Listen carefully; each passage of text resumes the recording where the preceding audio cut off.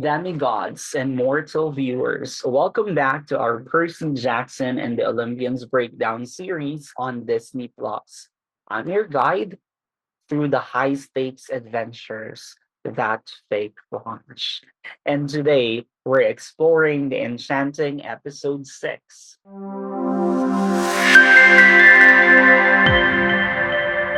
Episode 6 takes a detour into a dazzling lights of Vegas as Percy, Annabeth, and Grover find themselves at the enigmatic Lotus Hotel and Casino.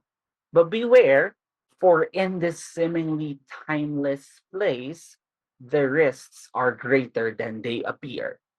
The episode is titled We Take a Zebra to Vegas, is from chapter 16 of the Lightning Thief book. The episode opens with another dream sequence where Percy feels like an outsider eavesdropping on the headmaster and the lightning thief. Rather than taking the lightning thief to Tartarus, the show portrayed Kronos as the headmaster of Yanzi Academy. Kronos, as the headmaster, warns the lightning thief that they could be replaced and interested in recruiting Percy to his cause. And there's another that just might be ready to take your place. Isn't that right, little hero? After waking up, Grover looks outside from the roof panel of the track and sees exit 33, Blue Diamond Road, a signal that they have arrived in Las Vegas. We were introduced to Iris messaging, a type of video message that gods and demigods use to communicate with others using a rainbow. The service is managed by the Greek goddess of the rainbow, Iris. A lot of the members of the community thought that this line This will never stop being weird. is about Percy knowing how Iris messaging works. However, I believe it is more on him being culture shocked by all these things. Using the prism they found in the truck, they tried to create a rainbow mist from its reflection and through a golden drachma, where Annabeth said very deeply, Oh, Iris, goddess of the rainbow, please accept my offering. they saw Luke in Chiron's office as the camp activities director was busy holding the camp together. They revealed to Luke what Grover revealed to them in the cliffhanger in the previous episode. Luke was in a state of panic here. However, Grover thought that Clarice was the lightning thief due to his deduction from his conversation with Ares in the previous episode. Going back to Luke, he doesn't appear flustered or question this thinking, but he then validates it.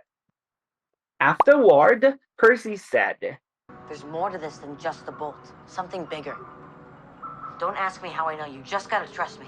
this refers to the looming threat that Percy sees in his dreams.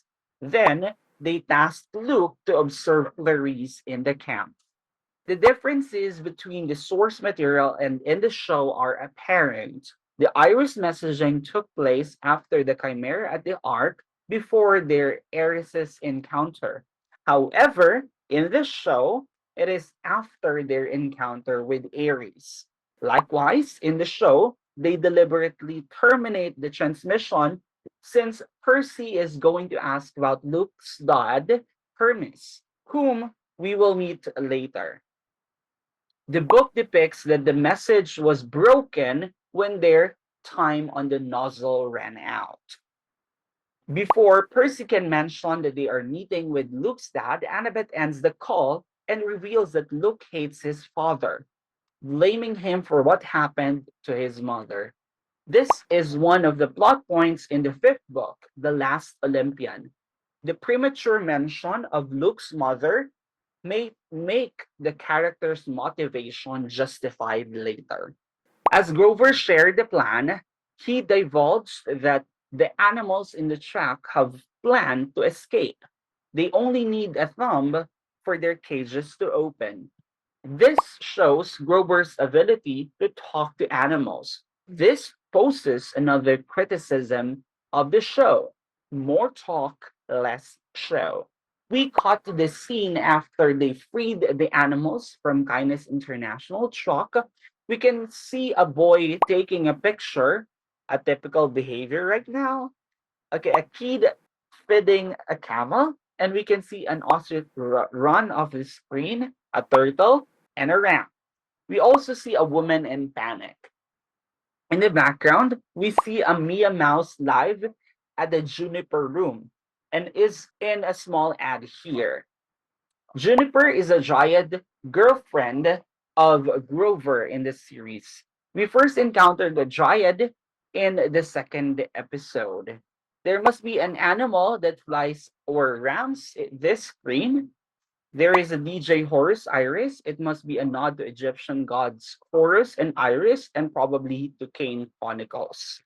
It mentions that he gave the satyr's blessing to animals. This refers to the satyr's sanctuary, where a magical blessing is bestowed by satyrs like Grover that allows wild animals to retrieve what they need: food, water, etc., until they find a safe place to live.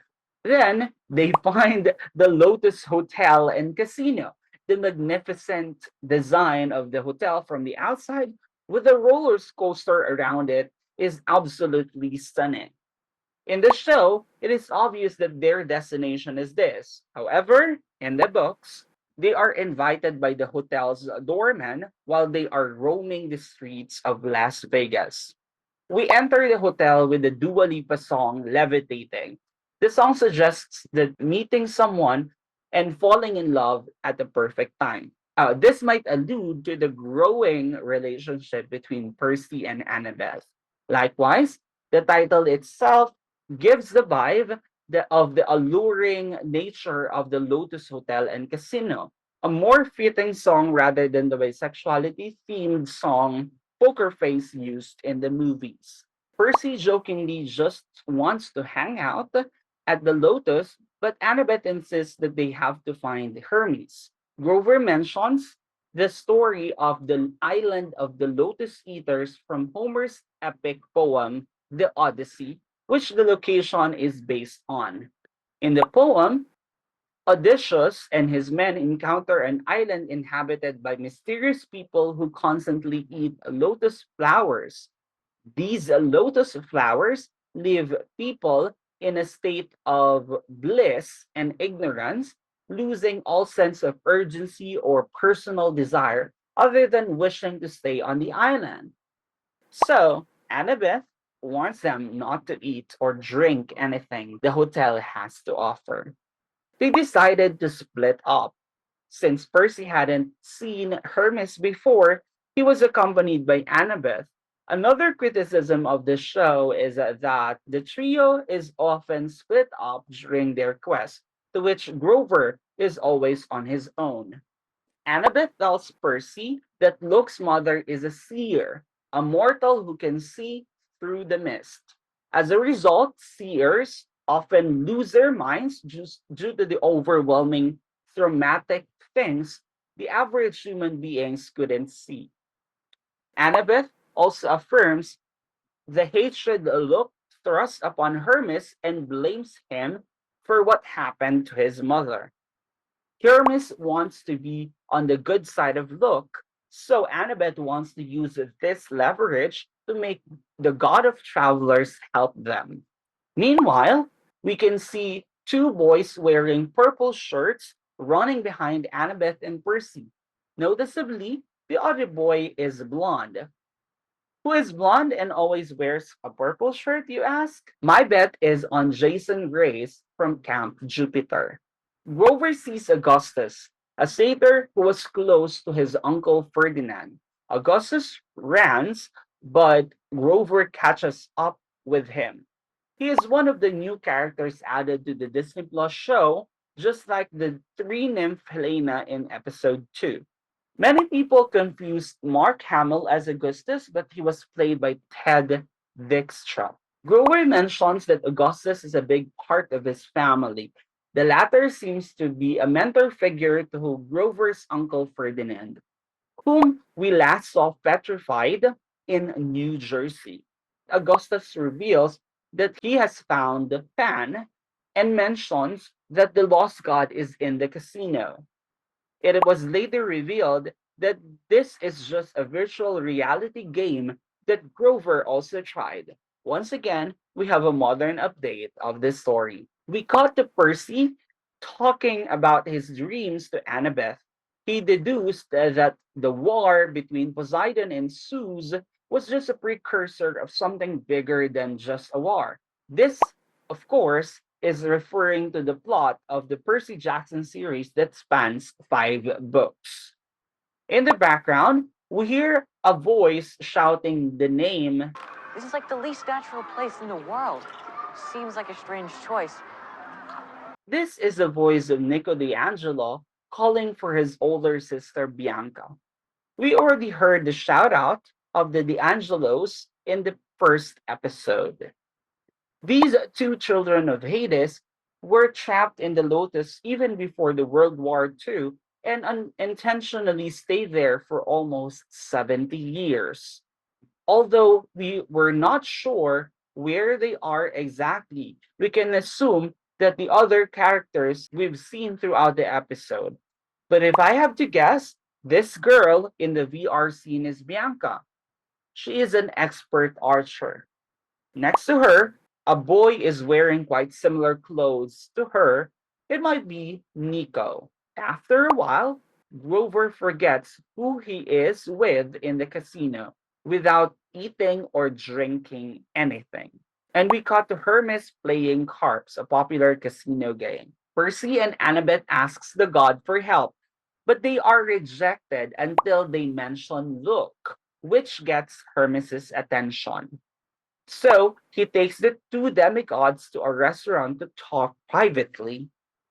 In the background, we see some painted vases. One has battle painted on it, just like in the attic of the big house, and an armor and various helmets. Hermes claims that he was advised not to engage with Luke since his presence would just exacerbate the situation, and he still declines to assist. He gives Percy a flashback of being dropped off at boarding school, but before the god can offer Annabeth a flashback, she leaves. As she leaves, we see her pulling a Yankee cap of invisibility. It was revealed later that she stole Hermes's keys. Percy discovers that they have been in the Lotus for days and the deadline is just hours away.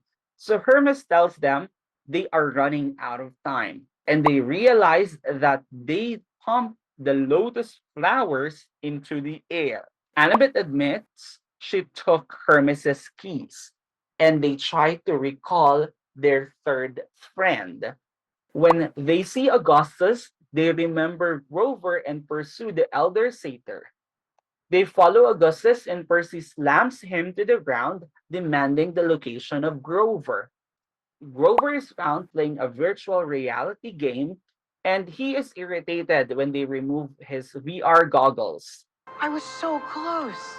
He doesn't recall Percy or Annabeth, but when they reveal that he's joining them on their adventure, he jumps right in. In the garage, Grover, still unable to recall the demigods, says that he was looking for Pan and sensed the nature god's presence. The Lotus scene is lacking in some ways. In the show, the trio is forcibly trapped in the hotel and casino, but in the source material, it was just an error in judgment. Likewise, there was no scene that depicted them playing something or enjoying themselves, except for Grover's VR. In the books, they willingly play games. This is a missed opportunity to remind the audience that their 12-year-old demigods are just tweens and are prone to make mistakes, making them more relatable. They discover Hermes's car, a taxi, similar to the ones in the credit sequence. Hermes leaves a message to the dumb kids stating that they simply need to take the cab on the road to reach where they want to go. After determining who will drive, Percy grabs the wheel, we can see that the Hermes's yellow cob's body number is 3N17. I searched on Google Maps. This is a road leading to White Mountain South Peak, close to Los Angeles, California. After colliding with the support beams, scraping the side against the wall, and nearly being hit by a truck, they reach the streets and are transported to Santa Monica Beach. After recovering from the shock, the three exit the cab, and Grover remembers Percy and Annabeth. As Grover wonders why he was forgotten more than the demigods, Annabeth explains that it was because he was alone while they had each other. Percy enters the Pacific Ocean and prepares to see his father. However, he is greeted by a nereid from the Mississippi River, who informs him that the deadline had passed and that Poseidon is preparing for war with Zeus. She informs Percy that his father does not blame him and that he should return to camp. However, Percy persists in completing the quest, and the Neri grants him 4 pearls, allowing him, his companions, and his mother to escape the underworld. In the source material, the Neri gives Percy 3 pearls and tells him to trust his heart on when to use them. She reminds him that if something belongs to the sea, it will eventually return. I wonder if the change would make the stakes even higher, or is it going to subvert our expectations? That concludes our breakdown of episode 6. We take a zebra to Vegas. If you enjoy the high stakes drama, the Lotus Casino's allure, and Hermes's divine intervention, remember to like, subscribe, and ring the notification bell. Stay tuned for more demigod adventures. Until next time, may your choices be wise, your temptations resisted, and your journeys filled with divine guidance. Goodbye.